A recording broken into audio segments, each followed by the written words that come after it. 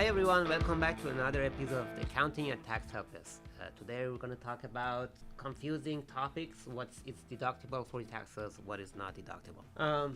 Because tax rules are nuanced and situational, plus social media these days oversimplified hacks that don't apply to everyone and just very general and is for some situation that may be beneficial to somebody but doesn't mean that does apply to everyone. That's the main reason we have this episode, because we want to clear about some topics that is confusing and then a lot of misinformation out there. So we're going to go over all of those confusion today.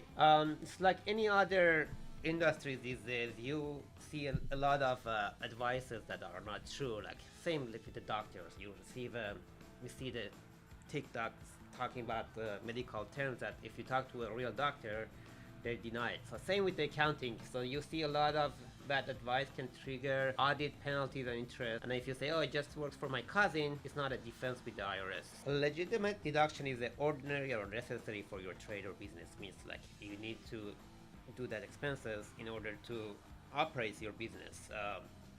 You buy a computer because you need to do that, use that computer to run your business. That's the time deduction, because it's a legitimate deduction for your business. Personal expense benefit you personally, not your business, and IRS doesn't allow them. You go to the grocery shopping, you buy something for your personal purposes, even though if you pay with your business account, it's not a deduction because it doesn't have anything to do with your operation and your business. Rules are consistent, but application varies by entity, industries, and how you use the expenses. The overall rules are the same, but if you're a doctor versus if you are a writer, there would be some differences. If you're manufacturing versus if you are in the service department. So overall rules are the same, but yes, based on what you do, what industry you are, there are some differences. Yeah, that's why you need to consult with your CPA, not listening to an influencer in the TikTok, because something that may apply to somebody doesn't mean it apply to the other person. Commuting is not deductible. You can only deduct mileage for business trips beyond your regular work commute. For example, you go from home to do the grocery, and then from the grocery shop going to your business. So that part of the commute to your grocery shopping is not a business related and is not deductible. But the portion that you do for your business, I need to go to consult with this person and basically do my service. That business mileage is deductible and it's considered a business mileage. These days there are a lot of apps that track you where you go, and then you can click on it and say this is a business related, this is not business related, so it makes it much easier to track your business mileage. Now I give you a couple of examples, like the scenarios that you think is deductible but it's not deductible, or vice versa, and then we're going to go over all of those in details. And these are the questions that I receive a lot, and then I see a lot of misinformation in the social media. If you're working from home, doesn't mean you can't deduct everything. And then there are two scenarios. One, if you're W-2 employees, it doesn't apply to you at all. You work from home, not from home, doesn't matter. Unless there is an accountable plan with your employer, they pay you, reimburse you or something, there is no benefit for you as a W-2 employees. If you're self-employed, only the portion that applies to your office, let's say 10% of your total house, then you can allocate that 10% of your expenses, not all the expenses like property tax, mortgage, interest, those utilities. If you pay rent, like for example, that 10% is deductible, not the whole amount. And not only for example, on the mortgage, only the interest portion, not the principal portion. If you want to write off the clothes, it should be a clothes that you cannot wear anywhere else. Like it's very customized. It's just you can use it for the work, and then after work you cannot use it. Just the regular work, just regular clothes. Even you work it from work, it's better for your work. Doesn't mean it's deductible, because you can wear it later too. You can wear it for your personal stuff. So when it comes to the clothing, it should be really needed for the work, and then just the only place that you can wear it is at work. If you go to a gym, you cannot deduct it as an expense, because there is no business related for your, even it's good for your health and maybe you're in your health industry, it doesn't mean you can deduct your gym membership. It should be prescribed by a doctor, and it needs to be like it's something that you really need to do. So meals are, and when I'm saying meals, means the eligible meals are 50% deductible if directly related to your business, with documents of who you met and why. Like if you go to work and then go to restaurant, it's not a business meal, even during the workplace. If you go with your um, business partner, and go have a meeting and just discuss about work, that's a business meal. But you need to document it. Say, me and my business partner had a meeting and then we discuss about this. Um, if you take the client, always document it. Make sure that everything is in documents. Just one thing I want to just emphasize that these are for IRS audits. So if you don't get audited by IRS, so none of these matters. But if you get audited by IRS, you need to have all of these documented. And then you don't need to, sometimes the client are trying to convince me for that these are deductible, but you don't need to convince your CPA. At the end of the day, if you get audited, you're answering to the IRS agent.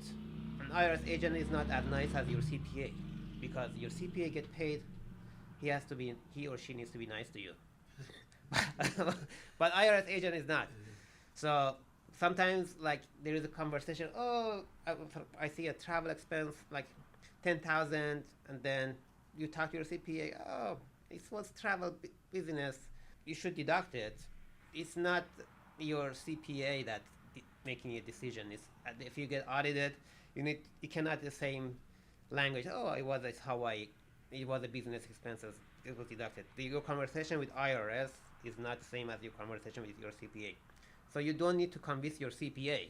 When your CPA says it's not deductible, basically saying if you get audited, you're in trouble, and you cannot justify it the way you justify it to me, because you don't need to justify me or convince me, because at the end of the day, it's your responsibility to.